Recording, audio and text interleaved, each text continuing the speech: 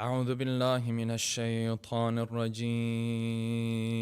بسم الله الرحمن الرحيم. الحمد لله رب العالمين،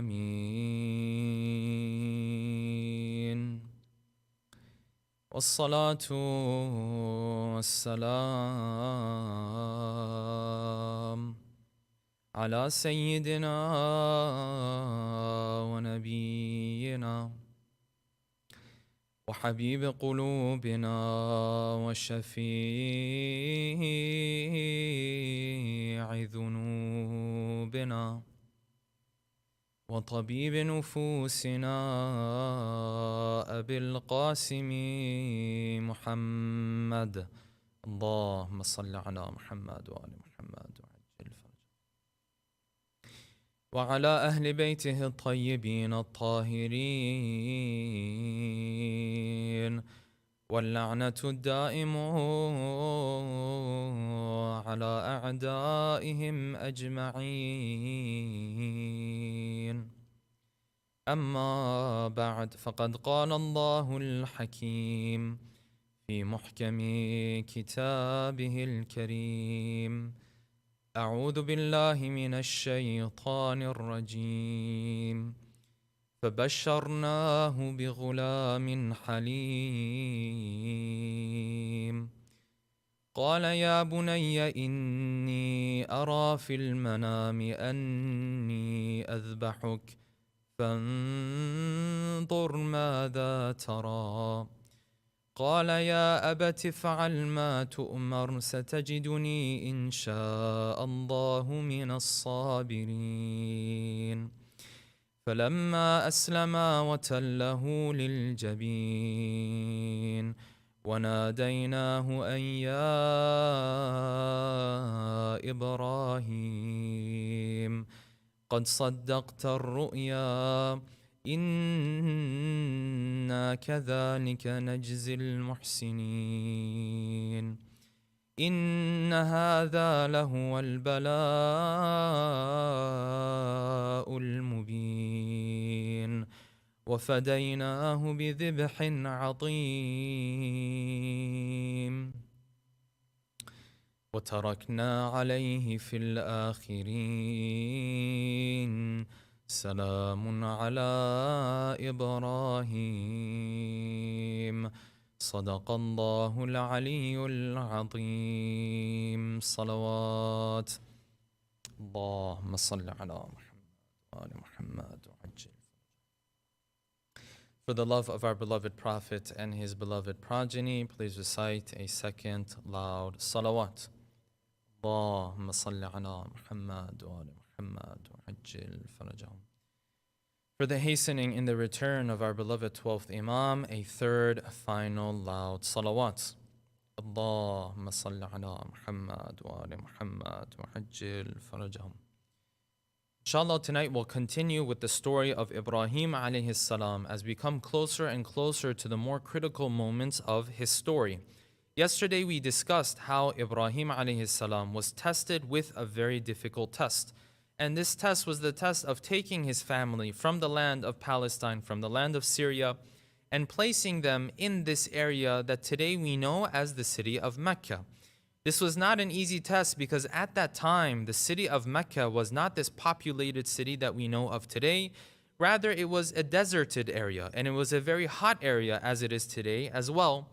Nonetheless, Allah subhanahu wa ta'ala commanded Ibrahim that now that he is going to separate Sarah and Hajar from one another, that he is to bring Hajar and Ismail and to place them in the middle of this desert so that Allah subhanahu wa ta'ala can bring about from Ibrahim a number of nations. We read in the story that Ibrahim actually brings Hajar and Ismail, and when he is leaving Hajar and Ismail in the middle of this desert, Hajar turns towards Ibrahim and says, Ibrahim, ila man takiluni, who are you leaving me to? And Ibrahim responded, he said, this is the command of Allah subhanahu wa ta'ala, and he knows what plan he has in mind for you. And Hajar, though she accepts this command from Ibrahim, but at the end of the day, she is worried not just for herself because she has this newborn. who is Ismail, who's there with her as well. Ibrahim continues with his path and moves back to Palestine, and now this mother is there in this desert all by herself. Slowly, the water that Hajar had is now running out. The portions that she had in mind are now running out. Now she's thirsty. Ismail is thirsty as well. This is where this child starts to cry. And the more this child starts to cry, and the more Hajar loses the milk that she had with herself, she starts to become more and more desperate. This is where she starts to roam around and move around and start to search for any type of water that she can find. And in that area, she does not find anything except for two mountains or two hills, which are called the mountain of Safa and the mountain of Marwa. At this point, Hajar starts to move towards this mountain because she sees a mirage. She moves in that way, but by the time she gets there, she realizes that this is not the real water she was looking for. She looks upon the other mountain, the mountain of Marwa. Same thing happens again, and she ends up running between these two mountains on 7 different occasions, or 7 times in total, until this point comes where Ismail starts to cry and Hajar can see that a spring is flowing and gushing out of the ground beneath the feet of Ismail. She comes to this spring that is flowing and gushing out. She says, Zam, Zam, stop. This is more than enough. And hence you have the spring of Zamzam. And of course, this spring, as we mentioned, initially it was in the form of a spring. Later on, there was a well that was dug in order to take water from this spring that we take water from even up until today as well. This is where we left the story of Ibrahim, and we also mentioned how Hajar and Ismail have left their mark on the city of Mecca and Hajj, because whenever you go to Hajj and whenever you see a picture of the Kaaba, you will find a small half circle near the Kaaba, and this is known as Hijr Ismail, the place where Ismail and his mother Hajar, they used to live and that they were later on buried in. Tonight, inshallah, we'll continue with the story of Ibrahim. And in order to do so, we'll delve into the following 5 questions. Number 1, how many times did Ibrahim see in his dreams that he was sacrificing his son Ismail? Number 2, how long and for how many years did Ibrahim have to wait until he was blessed with Ismail? And how did this make the test of Ibrahim even more difficult? Number 3, what are the 3 different types of dreams according to Tafsirul al-Mizan of Allama Tabatabai? Number 4, is it possible for a prophet to actually see shaitan and interact with, say, shaitan? And are there other occasions in Islamic history where shaitan took on a physical appearance? And number 5, when the Quran says that we replace the sacrifice of Ismail with the sacrifice of a sheep or a ram, why does the Quran describe this sacrifice that is taking place instead of the sacrifice of Ismail as dhibhin adim? What are the different opinions with regards to this verse of the Quran? Tonight, inshallah, we'll delve into these 5 questions with a loud salawat ala Muhammadin wa ali Muhammad. Allahumma salli ala Muhammadin wa ali Muhammad wa ajil farajahum. As we continue with the story of Ibrahim, Ibrahim now, he leaves from the city of Mecca and he returns back to Palestine. But we know that he made multiple trips back and forth. Some part of his family now is in Mecca. The other part of the family is remaining in Palestine. You find that Ibrahim continues to make trips between Palestine and Mecca. On one of these times where Ibrahim now is making a visit to Mecca, the following incidents and events, they take place. Of course, we know that Ibrahim, for the longest time, he was asking Allah subhanahu wa ta'ala for a child. We mentioned at the very beginning of this series that Ibrahim is said to have lived almost around 200 years. And this was a life that, of course, for us seems almost impossible. But as you move on and you come to the time of Nuh alayhi salam, the Quran tells us that he lived for 900 plus years. So this is something that shouldn't be too much of a surprise for us. If Ibrahim was living for this 200 years, throughout this long life that Ibrahim had, he was continuously asking Allah subhanahu wa ta'ala for a child or children.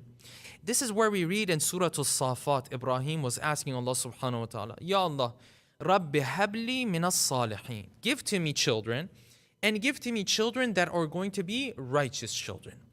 One of these times where Ibrahim is making a visit to his family in Mecca, the Quran says, فَبَشَّرْنَاهُ بِغُلَامٍ حَلِيمٍ.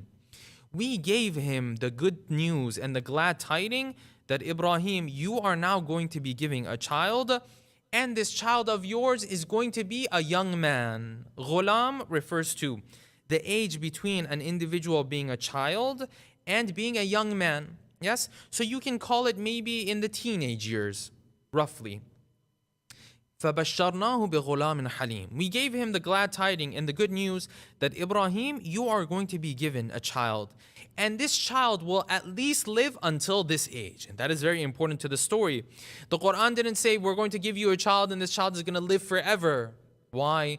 Because the rest of the story wouldn't have made sense. And the test of Ibrahim wouldn't have made sense if he knew that his child was going to live. At this point, Ibrahim may not know that his child is going to live. He is told that he is going to be given a child who is going to live until the teen years, for example. Is he going to live beyond that? He has no information with regards to that at this point. So Allah subhanahu wa ta'ala gives him this promise. And what history tells us and what hadith seems to be pointing towards is that Ismail at this point is reaching the age of 13. Now he's at the age of 13. The Quran says, فَلَمَّا بَلَغَ مَعَهُ السَّعْيِ. At this point, Ismail could now come and start to help with the different tasks and chores that Ibrahim was taking care of on a daily basis. So now Ismail is no longer a child. He's starting to contribute to the household at this point. This is where the verses of the Quran tell us, or rather hadith tells us, that then Ibrahim saw a dream. And in this dream, Ibrahim sees that he is sacrificing and slaughtering his own son. And hadith says that he saw this dream once on the 8th of Dhul Hijjah, known as Yawm al-Tarwiyah, once again on the 9th of Dhul Hijjah, and then again on the 10th of Dhul Hijjah, which is Eid al-Qurban. He sees this dream 3 multiple occasions. And you can assume the first time he saw it, maybe he had a little bit of doubt, though not much. We'll talk about that shortly when we talk about the dreams of prophets. But when he had the second dream and he had the third dream, then at this point, Ibrahim knows for a fact that this is something Allah subhanahu wa ta'ala wants from him. He has no doubts about this at this point.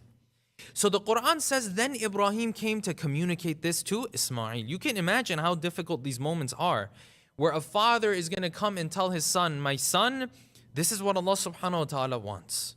Allah subhanahu wa ta'ala wants for me to sacrifice you. Not a small thing. This is an unbelievable test. As the Quran says at the very end, إِنَّ هَذَا لَهُوَ الْبَلَاءُ الْمُبِينُ. This is clearly the biggest and the greatest of tests that a human being can go through. Yes? This is the clear big test that Allah subhanahu wa ta'ala has placed in front of you. This is not easy. Ibrahim approaches Ismail. And like we said, Ismail, at this point, number one, he is helping in the household. So Ibrahim is now bearing the fruits, and he is benefiting from the fruits of having this child. Number one. Number two, this child was a child that Ibrahim waited so long for. This was not a child that came easily. This was a child that Ibrahim was praying for years. And historical narrations tell us that around the time where Ibrahim was blessed with his son Ismail, he was around the age of 100. Imagine, let's just say you skip the first 20 years. After the first 20 years, at this point Ismail or Ibrahim is married. 30, 40, 50, 60, 70, 80 years Ibrahim is praying for this child. And now Allah subhanahu wa ta'ala finally grants him this child. Now this child has grown up to the point where now he is showing himself more. Now Ibrahim is thanking Allah that this child is now contributing to the household. At this point, Ibrahim is now being tested. This test is a very difficult one. This child Ibrahim was waiting for so long. This is the miracle child of Ibrahim. Ishaq was also another miracle. We'll talk about him later. But even Ismail was a miracle as well, because he's very old at this point. Okay, now at this point, Ibrahim has to come to his son and tell his son, my son, Allah subhanahu wa ta'ala wants me to sacrifice you. What type of a reaction would this son of his have? The reaction that the Quran essentially quotes for us and tells us that Ismail had in these moments is truly remarkable, because it's not the reaction of a normal human being. At least not a normal human being at that age, you would say. So it seems as though Ismail is already prepared to become a prophet himself. Because we know that Ismail, he was not a normal person. He was a prophet himself, yes? And so the response he gives to his father is also the response that you would expect from a prophet. Ibrahim tells his son, Ya bunay, inni ara fil manami anni athbahuk. My son, I see in my dream that I am sacrificing you. A point to ponder upon. Why does Ibrahim say, I see, instead of saying, I saw in my dream? When you see a dream the night before, yes, you don't say, I see in my dream. You say, I saw in my dream. Why is Ibrahim saying, I see in my dream? Hold on to that question. We'll answer it shortly. He says, Inni ara fil manam. I can see in my dream that I am slaughtering you. Fanzur mada tara. What do you think, my son? Yes? You have free will. You tell me what you think about this situation. Ismail responded with a response that tells you he's going to grow up to be a special person. He said, Ya abati. Number one, he said, my dear father. He's not even upset about it. He's not even sad about it. Number one, my dear father, if'al ma tu'mar. Do as you are ordered. You have nothing to worry about. And you know what? When it comes to me and the difficulty of this and the fact that I'm going to lose my life, satajiduni insha'Allah min as-sabirin. Insha'Allah, you will find me amongst those who are patient. This seems to be the response of someone who is a prophet himself, yes? Otherwise, how can you sit there and be so calm? How can you rely on Allah subhanahu wa ta'ala and be so okay with obeying the command of Allah, even if that means you are going to be, you're going to be killed, essentially, in cold blood? This is very, very special from Ismail. And beautifully at the end, he says, you know what? Inshallah, I will be amongst the sabirin. He's not relying on himself. He understands that this test is a very major test. But he says, with the help of Allah, I will be, inshallah, amongst the sabirin. When a prophet says inshallah, when we say inshallah, very different from one another. When we say inshallah, it usually means never. Yes? Someone comes to you and says, brother, you owe me this money. Can you get this money back to me? You say, inshallah. What does that mean? Unfortunately, for us, that means never. You're never going to get that money back. The reality is, when a prophet says inshallah, he really means it. So even when it came to this test, he placed his reliance on Allah subhanahu wa ta'ala. That yes, I will try my best, but with the help of Allah, I will be amongst sabirin. This response is the response of a person who is either already a prophet or who is going to grow up to be a prophet. And we know that Ismail grew up to be a prophet. And the Quran says, وَاذْكُرْ فِي الْكِتَابِ إِسْمَاعِيلَ إِنَّهُ كَانَ صَادِقَ الْوَعْدِ وَكَانَ رَسُولًا نَبِيًّا. That he was amongst the special prophets of Allah. Now, when the story comes to this point, of course, we find that Ibrahim, he delivers this message to his son, and his son responds in this beautiful way. Before we delve into what happened immediately after that, and all of this seems to be taking place on the 10th of Dhul Hajjah, yes? Because he saw the dream for 3 times, and then on the 10th of Dhul Hajjah, he is approaching his son. So this seems to be happening on that day. Before we delve into what happened from this point of the story onwards, there is a question that we need to answer here. And that question is this. And this is a question, by the way, that many of those who look at our faith, or even the faith of the Christians and the Jews as well, from the outside, they pose this question. It's a very, very serious question. And that is this. When you look at Ibrahim, he has reached the conclusion to slaughter his own son based on a dream? Based on a dream, he's going to kill his own son? This is an issue that is raised. Even you find individuals who don't believe in any religion, they will point at this issue with Ibrahim and they will say, this is nonsense. Makes no sense at all. That you would take your son and you would kill your own son based on a dream? At least if it was revelation, maybe one thing. But I mean, this is just a dream you're having. And what they don't understand is how dreams work, especially as it relates to the prophets of Allah. When we look at dreams fundamentally, Allama Tabatabai in Surah Yusuf, he very beautifully categorizes dreams into three different types of dreams.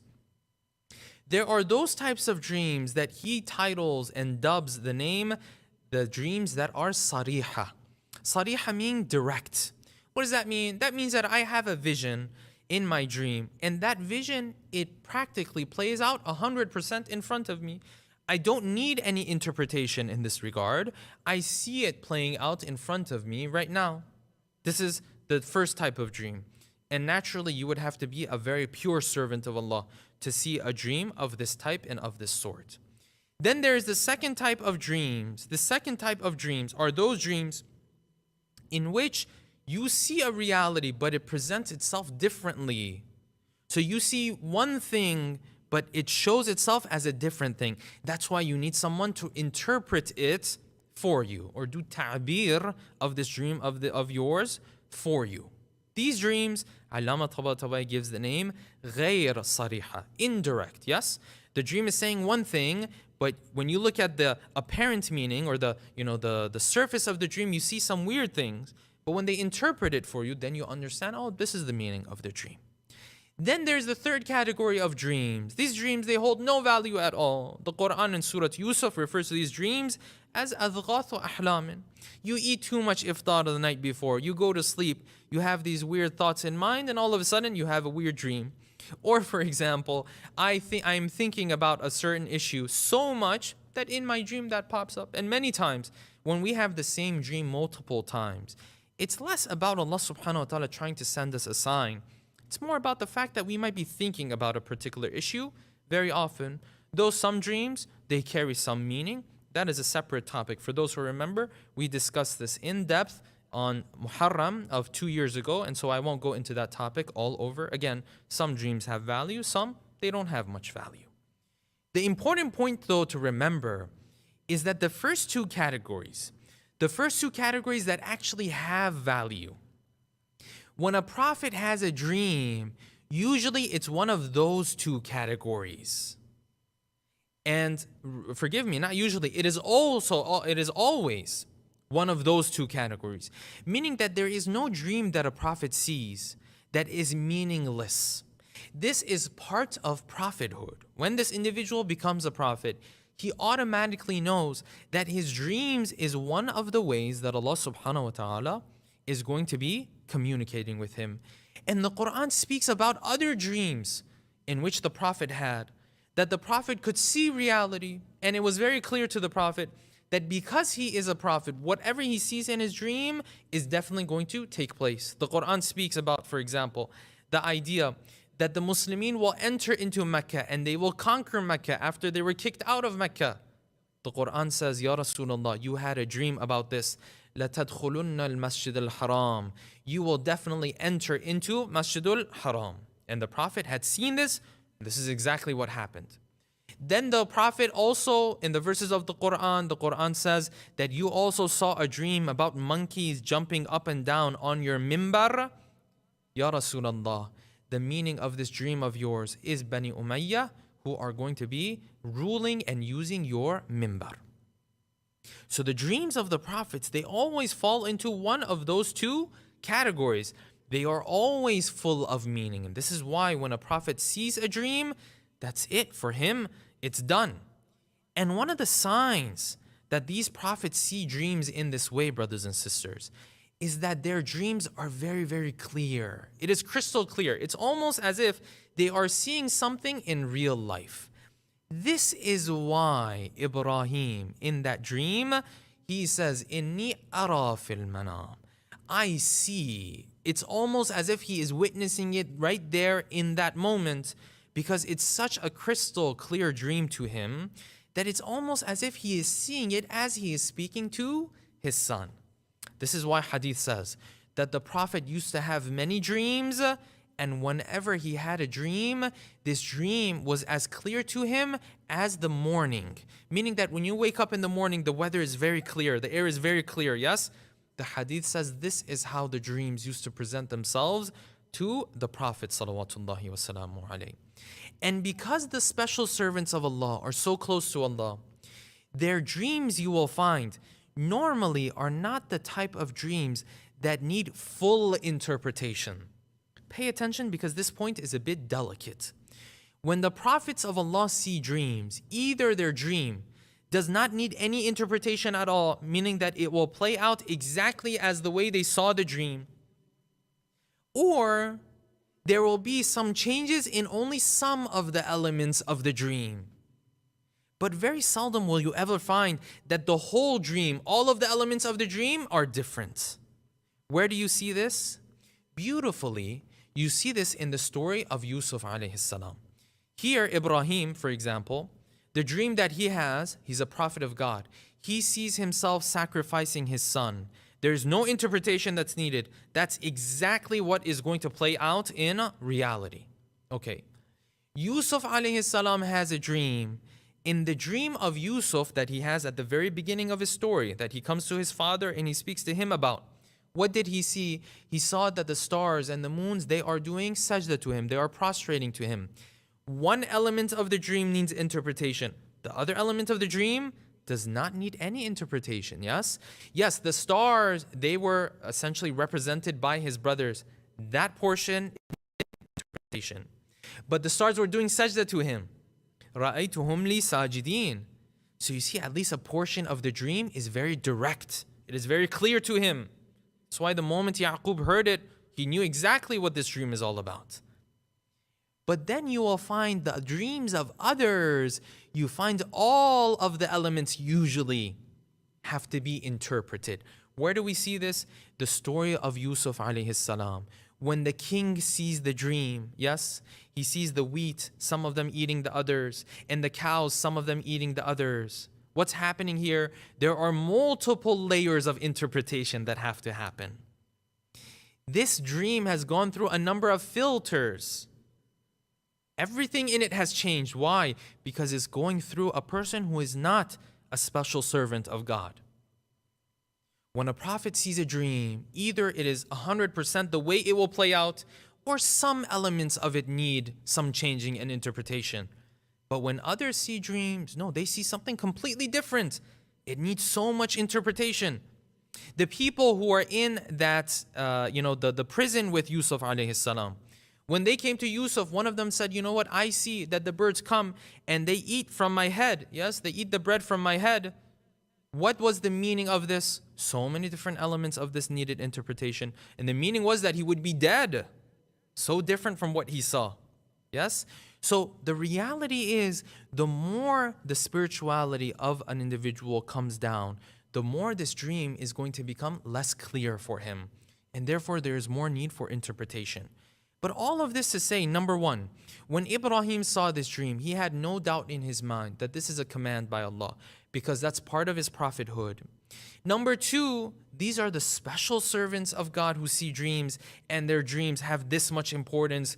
You and I should not give this much importance to our dreams, yes? Someone comes and says, Shaykh, I had a dream. In this dream, I saw you owe me some money. Okay, wonderful. That means you had too much iftar last night. It does not mean that I owe you any money at all. Just because you had a dream, someone comes and says, I had a dream. This person, for example, was doing this wrong deed. That means he's a bad person. No, dreams, it's a very complex topic. It's not as simple as that. Special servants of God, yes, they give much importance to their dreams. But you and I, we're so used to this dunya. Our filter of our mind is so polluted. When we have a dream, we see completely different things. That's number two.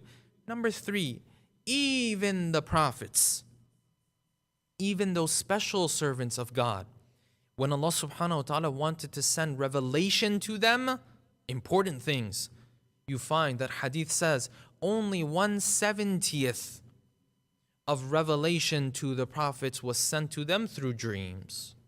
What about the rest of it? while they were wide awake. They would hear revelation. Revelation was sent to them. So something that is 1/70th of revelation, even for a prophet, you can only imagine how much it means in our lives and the importance that we should give to dreams. Separate topic for another time. We don't have time to delve into that right now. This is how Ibrahim now reaches this conclusion that yes, this is definitely something that has to happen. This is not something he's just dreaming about. It's part of his prophethood that when he has this dream, that this is part of the command of Allah subhanahu wa ta'ala. Okay, now these moments come where Ibrahim has to now take his son. And now he is on his way and he is maybe going with his son, or maybe he's going to prepare things so that he can take his son. This is where hadith says that Ibrahim now starts to see shaitan. Shaitan starts to approach him. And Ibrahim, when he sees shaitan approaching him, he rejects the idea of what shaitan is proposing. Shaitan, of course, came around and said, listen, this is your son. You waited for him so long. Now you're just going to kill him. And hadith tells us that not only shaitan approached Ibrahim, it also approached Ismail, and he also approached Hajar as well. But particularly when it came to Ibrahim, because he was the number one leading this whole process, shaitan insisted and insisted. Where shaitan now took on a physical appearance, and you find that Ibrahim, he took 4 small stones or 4 pebbles, and he, rather 7, forgive me, and he threw them at shaitan. And 3 separate times shaitan approached Ibrahim. Every time he took these pebbles and he threw them at shaitan to distance shaitan from himself. Now, the important question that comes up here is, shaitan, physical appearance? I thought you could never see shaitan. And the reality is that for the most part, you can't see shaitan. He's a jinn, and that's what would apply normally to jinn. But at times, you find in hadith and in verses of the Quran that shaitan can take on a physical appearance. Particularly when it comes to our prophets, when there are times where they are being tested in a very difficult way. Or Allah subhanahu wa ta'ala wants to teach them something very important. These are times where you find in Quran and hadith where shaitan takes on a physical appearance. And so you find, for example, hadith where shaitan, he approached Musa alayhi salam, where shaitan approached Isa alayhi salam at times, yes? In this situation, shaitan is approaching Ibrahim. This is why Ibrahim is using pebbles, because now shaitan is presenting himself with a physical appearance. Where else do we find traces of shaitan presenting himself with this physical appearance? One of the instances where this happened was also in the battle of Badr. In the battle of Badr, Surah Al-Anfal, Allah subhanahu wa ta'ala tells us that on the other side, we know on this side, roughly 300. On the other side, roughly 1,000. And interestingly enough, the battle of Badr took place in the month of Ramadan. On the other side, the Quran speaks of shaitan presenting himself with a physical appearance, and he turned to the kuffar. He said, listen, today no one can defeat you. لا غالب لكم اليوم من الناس. No one can defeat you. He was trying to get them ready to go to the battlefield. Then the verses of the Quran tell us beautifully that Allah subhanahu wa ta'ala sent down angels on the other side, on the side of the Muslims. But you see, the thing is, at this point, shaitan can only see those angels. They can't see the angels. The rest of the kuffar and mushrikeen, they can't see the angels. The Quran says we sent down in the thousands of angels on the other side. Then the Quran says in these moments, shaitan turned towards his people. And of course, he had taken on a physical appearance, but this physical appearance, people thought he was a human being. They didn't know this is shaitan who is speaking, yes? They thought he was a human being, but with a physical appearance. Shaitan then turns to him, to the kuffar and mushrikeen. When he sees these angels coming down and joining the Muslim army, then he turns to them. He says, Inni ara ma la taroon. Inni ara ma la taroon. Inni akhaf Allah. He said, you know what? Now I see God is doing something else. I see things. You all don't see these things. And he said, Inni akhaf Allah. Now I'm fearful of God. How often does shaitan ever say that? Not very often, yes? He said, Inni akhafullah. I'm fearful of God. Because he could see what's happening in front of him. But you see, on the other side, these kuffar and mushrikeen, they can't see these angels. So only he could see. And the Quran says, فَنَكَسَ عَلَىٰ عَقِبَيْهِ. So he started to move backwards and he ran away from the battlefield. There are other instances where shaitan takes on a physical appearance. Especially when it came to the times where prophets were present at that point. Nonetheless, shaitan starts to approach Ibrahim on 3 separate occasions. Every time, Ibrahim takes 7 stones or pebbles and throws it at shaitan, trying to keep him at a distance because Ibrahim knows this is, at the end of the day, a difficult test. It's not an easy test. If shaitan were to come and sit with him and talk to him, you never know what shaitan can do, yes? This is why we are taught to keep your distance from sins, not to walk all the way near the sin and then decide not to do it. No, more often than not, you'll end up doing it. Ibrahim threw these stones to keep shaitan away from himself. Okay, at this point, now Ibrahim is heading with his son Ismail. And now they are preparing things for those final moments, that difficult moment where Ibrahim is now going to sacrifice his son for Allah. And he has this knife with him. And historical narrations tell us that in those moments there were some words that went between Ibrahim and his son.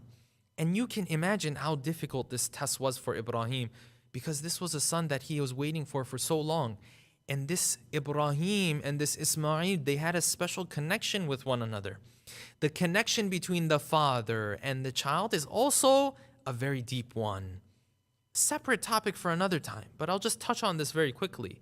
The reality is that many times we underestimate the relationship that the father has with the child. Because the mother, Allah subhanahu wa ta'ala has blessed her to show emotions in a more manifest manner. We underestimate that relationship, but that relationship is also critical.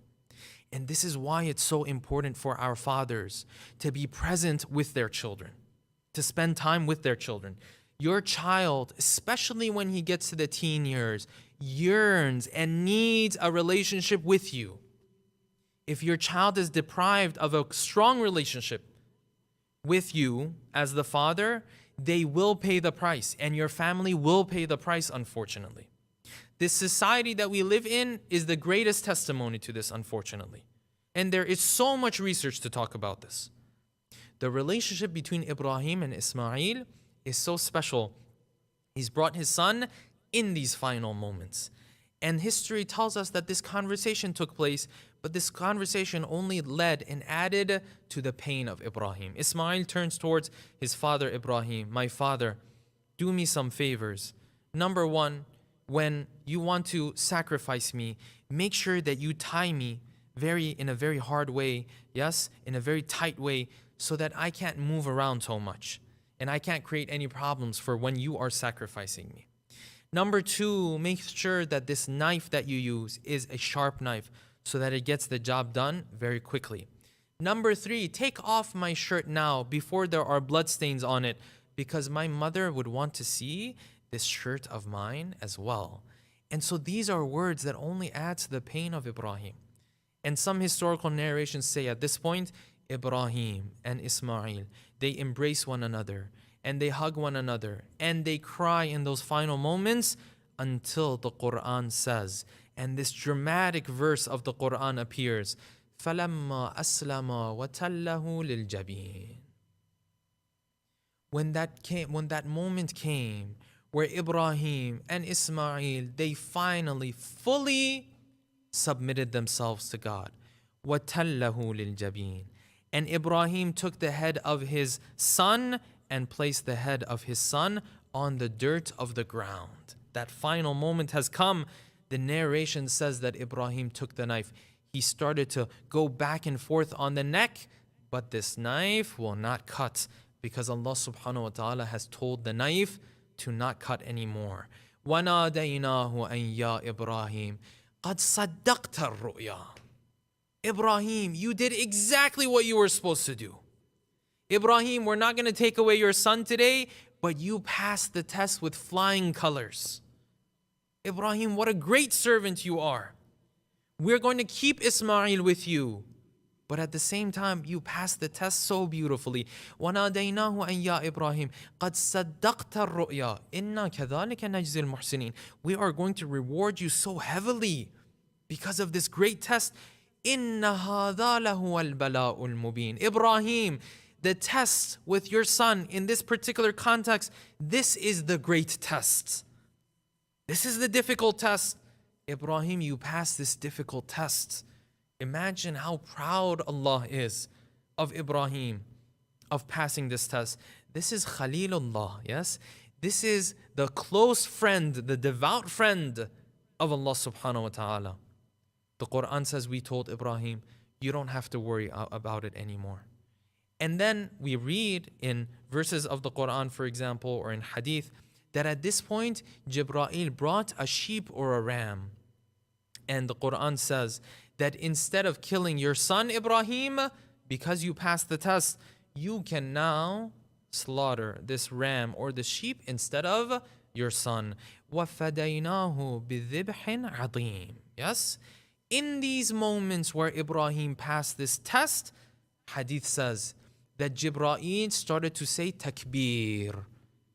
And Ismail also said takbir. And Ibrahim also said takbir. Allahu Akbar, Allahu Akbar, Allahu Akbar, Allahu Akbar. And Ibrahim added walillahi alhamd. And these are almost the exact takbirat that we say on Eid al-Qurban in the morning. Yes? When we are going to perform the salat, we recite these takbirat. These takbirat were the takbirat of Jibreel and Ibrahim and Ismail put together that has now made its way onto the rituals that we have on the 10th of Dhul Hajjah, the day of Eid al-Qurban. But now the story is not over yet. The Quran said, وَفَدَيْنَاهُ بِذِبْحٍ عَدِيمٍ. We are going to replace the sacrifice of Ismail with a great sacrifice. This is where you find different scholars had different opinions. What does it mean that we are going to replace the sacrifice of Ismail with this great sacrifice? Is it the sacrifice of this sheep and this ram? This is where different mufassirin have given different opinions. Some have said, yes, this sheep, because it was a very special sheep and it was a very special ram, because of that, the dhibh and the slaughtering of the animal, it was considered a great sacrifice. Yes, a great slaughtering, because this sheep, it was heavenly. Therefore, the Quran says, you can do this and this is a great sacrifice. Some have this opinion. Some say no, that's adim in the verse. When the Quran says adim, the Quran is describing Ismail as adim. You can replace the sacrifice of Ismail, who is so great, with the sacrifice of this sheep. The sheep isn't great. It's the sacrifice of Ismail that was great and is being replaced. Some have said this. Both of these opinions seem to have some issues. The third opinion is that no, when Allah subhanahu wa ta'ala says that we are going to replace this sacrifice, He is referring to the idea of Eid al-Qurban. That yes, Ibrahim, we replace the sacrifice of Ismail with this beautiful act of worship that is done every year. Millions of people perform qurbani, millions of people are fed, and so many people worship Allah. This is such a great act of worship. We replaced the sacrificing of Ismail with the sacrifice of this act of worship. This is one opinion as well. Different opinions you find here. There is also a fourth opinion, and this fourth opinion is not contradicting any of the first three. And that is this. This is a deeper layer of the verse. I want to emphasize this. There are apparent meanings to the verses of the Quran. Then there are deeper layers. These deeper layers, they do not mean that the verses of the Quran do not have one of those first three meanings. It can have one of those three as well as the deeper layer. This deeper layer comes to us by a hadith narrated in Uyun Akhbar al-Rida by the famous Shi'i scholar Shaykh as-Saduq. Very well-known scholar, very well-known book. A hadith from Imam al-Rida salawatullahi wa salamu alayhi, narrated to us through famous narrator by the name of Fadl ibn Shadan. Fadl ibn Shadan says, one day I was with Imam al-Rida, and the issue of Ibrahim. And the story of Ibrahim came up, and this verse of the Quran came up, وَفَدَيْنَاهُ بِذِبْحٍ عَظِيمٍ. And we replaced the sacrifice of Ismail with a great slaughtering. And he says, Imam al-Rida started to explain this, that when Ibrahim was not able to sacrifice his own son, he turned to Allah and he said, Ya Allah, it's wonderful that I keep my son, but I wanted to reach this high level in your eyes. Yes, I wanted to do this because I wanted to reach this high level. My son wanted to reach this high level. And Allah subhanahu wa ta'ala said, Ibrahim, do not worry about it at all. You will definitely reach that high level. Why? Because Allah subhanahu wa ta'ala turned to Ibrahim and said, Ibrahim, who is the most beloved person to you? You wanted to sacrifice Ismail, right? Okay, you're going to have to go through a sacrifice that is even bigger. Who is the most beloved person to you? He said, Ya Allah, you know, my great-grandson Muhammad, the best of creatures to have ever lived or was going to live, he's the most beloved in my eyes. Allah subhanahu wa ta'ala said, oh, okay. Do you love him more or do you love yourself more? He said, I love him more than I love myself. He said, so Ibrahim, you love his children more or you love your own children more? Ibrahim said, I love his children more than even my own children. Allah subhanahu wa ta'ala said, don't worry, Ibrahim. You will have to also go through the pain and agony of that time where I take one of the grandchildren of this Muhammad that you love so much, and he will be in Karbala, and he will be slaughtered just like this ram or sheep is being slaughtered. And Ibrahim heard this, and he started to go through the mourning, and he started to fill himself up with so much sadness and sorrow. And Allah subhanahu wa ta'ala told him that we were going to put you through a difficulty anyways. Therefore, Ibrahim, do not worry about reaching this high level. This is one of the ahadith that's mentioned in our books of hadith. I want to emphasize again, this does not contradict what the other meanings have in mind. They can have that meaning at a deeper layer. In the batin of the Quran, this meaning can also be intended when Allah subhanahu wa ta'ala says, وَفَدَيْنَاهُ بِذِبْحٍ عَظِيمٍ. This is very important to pay attention to. Many times within the Shia school of thought, when we come across a hadith, and this hadith says, for example, this verse of the Quran was revealed about Ahlul Bayt. We take this hadith to mean that the verse of the Quran has no other meaning except for who? Except for Ahlul Bayt. Whereas many times, what the hadith is explaining is a deeper layer to the meaning of the verse. The batin. Otherwise, on the surface, it has its basic meaning. The Quran says, Nurun ala nur. Famous verse of the Quran, yes, Allahu nuru samawati wal ard. Near the middle of the verse, Allah subhanahu wa ta'ala says, Nurun ala nur, light upon light. He is describing his own existence. Hadith says, Nurun ala nur means one imam after another imam. This does not mean that the word nur means imam now all of a sudden. No, this is a deeper layer.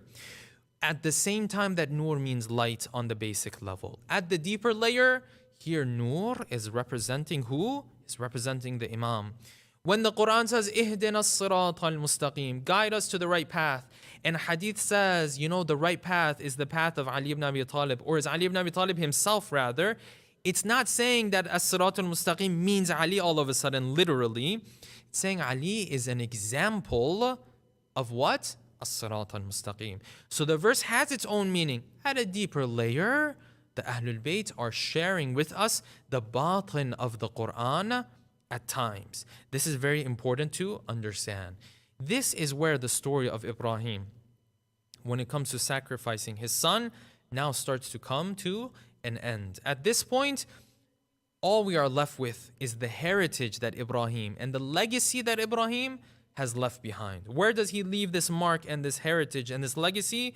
These days where Ibrahim saw this dream and then he went to sacrifice his child is known as ayyamun ma'lumat, mentioned in the verses of the Quran, that these days are the days of Tawheed, because these are the days where Ibrahim was going through this process. This is part of the reason why these days are so important. He left this mark, and he also left this mark of the 10th of Dhul Hijjah, this Eid al-Qurban that we go through every year. And he left a mark on the world in a different way as well. Our Prophet salawatullahi wasalamu alayhi, Shia and Sunni have narrated this in history, that he said beautifully, Ana ibnu dhabihain. I am the son who came out of two slaughterings that were supposed to happen and they didn't happen. Because our Prophet was the son of Ibrahim through who? Through Ismail. If Ismail had lost his life on that day, the Prophet, the Ahlul Bayt, would not be there anymore. The Prophet says 2 times, in my lineage, amongst my great-grandfathers, there was someone who was supposed to be slaughtered and sacrificed. Allah subhanahu wa ta'ala stopped it. One was Ismail, who was supposed to be sacrificed, and the other one was his own father. Abdul Muttalib had made a vow to sacrifice one of his children, and Allah subhanahu wa ta'ala stopped that from happening as well. His own father and his great-grandfather Ismail. You see how Allah subhanahu wa ta'ala, He plans things in such a way that if multiple generations later, someone like the Prophet is about to show up and he is going to live his life, Allah subhanahu wa ta'ala keeps that in mind with everything that he is doing. With that, inshallah, we'll bring tonight's talk to an end.